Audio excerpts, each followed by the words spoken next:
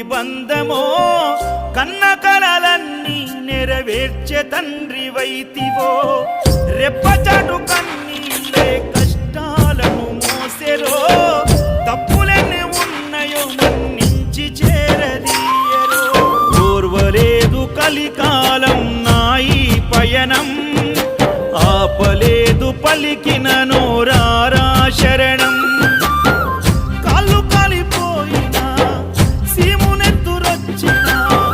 సల్లసెమటలు వట్టి సొమ్మసిల్లినా